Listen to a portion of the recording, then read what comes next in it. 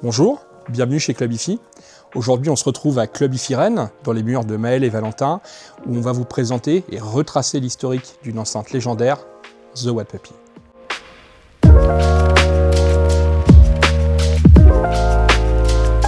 Tout part d'une idée. Dave Wilson, fondateur de Wilson Audio, veut créer une enceinte de monitoring compacte et transportable qui soit la plus fidèle possible. Pour ce faire, il utilise des éléments développés pour sa première enceinte, le WAM. La première Wilson Audio Tintot comprenait la Watt apparaîtra en 1985. La Watt est la partie haute de l'enceinte. On y retrouve l'aigu et le médium.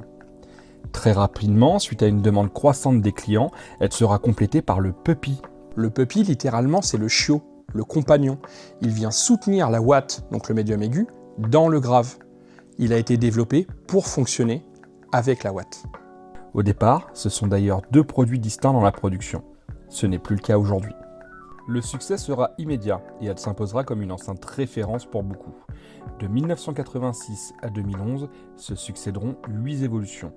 Puis il faudra attendre les 50 ans de la marque en 2024 pour découvrir la version la plus aboutie des Watt Puppy, The Watt Puppy. Pour comprendre l'évolution de la première Watt Puppy jusqu'à The Watt Puppy, il faut comprendre un principe.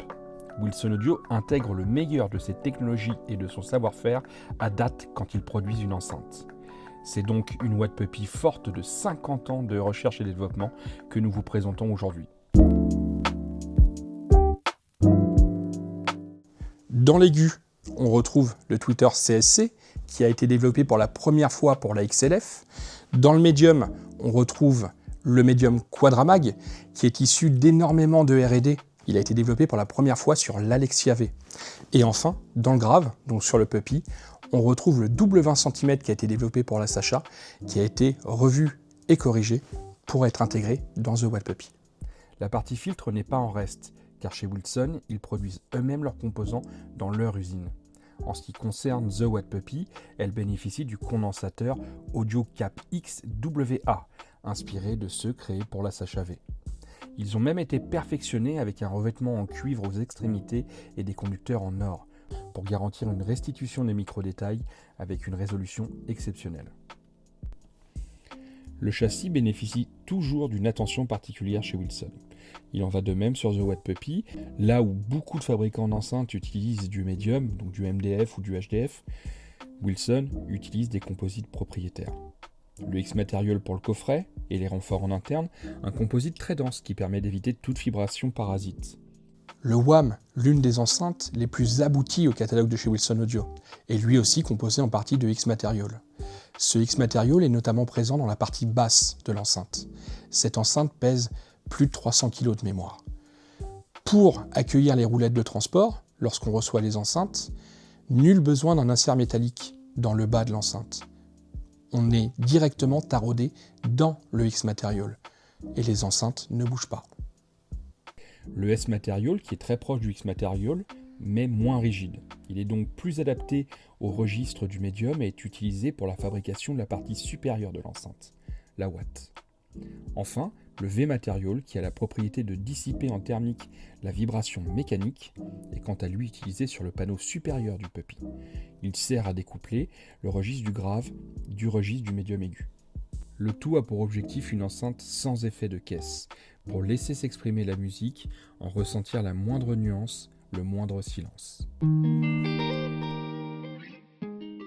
On ne peut pas vous présenter une enceinte Wilson Audio sans vous parler de l'alignement temporel. Le questionnement de Dave Wilson sur le time domain, qui affecte de façon claire notre perception de la musique, l'ont conduit à créer sa première enceinte, le Wilson Audio Modular Monitor, que nous appelons communément le WAM. Concrètement, il s'agit de pouvoir faire bouger la Watt sur le Puppy, donc le caisson, en respectant des abacs fournis par Wilson, en fonction de votre distance d'écoute et de la hauteur de votre oreille en position d'écoute. Ce système existe sur la quasi-totalité des enceintes créées par l'américain depuis sa création jusqu'à aujourd'hui. Comme on vient de le voir, Wilson s'inscrit dans une démarche de jusqu'au-boutisme dans la fabrication de ses enceintes. Il en est de même au moment de leur mise en œuvre. Pour installer The Watt Puppy dans une pièce, rien n'est laissé au hasard. Il nous faut tout d'abord définir une zone de neutralité dans votre pièce pour le positionnement de chaque enceinte. Puis, on procède au réglage des enceintes selon une méthode définie, le Wilson Audio Setup Procedure. Le WASP nous permet d'obtenir le meilleur des enceintes dans la pièce où nous les installons. Encore une fois, rien n'est laissé au hasard et c'est avec soin qu'il faut respecter chaque étape de cette procédure.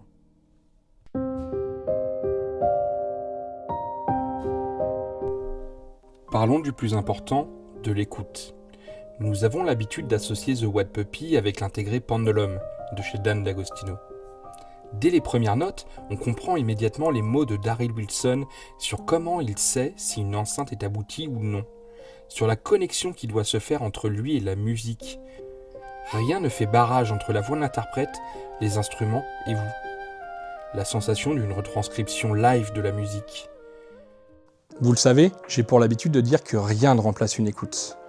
The Watt Puppy, c'est une expérience qui se vit, c'est des associations qu'on fait pour vous.